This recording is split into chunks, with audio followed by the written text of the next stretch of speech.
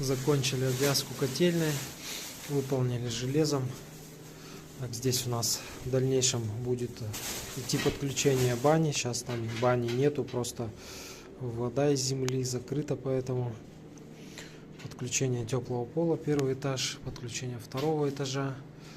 И тут два маленьких коллектора на первом этаже еще установят под витражным окном радиаторы.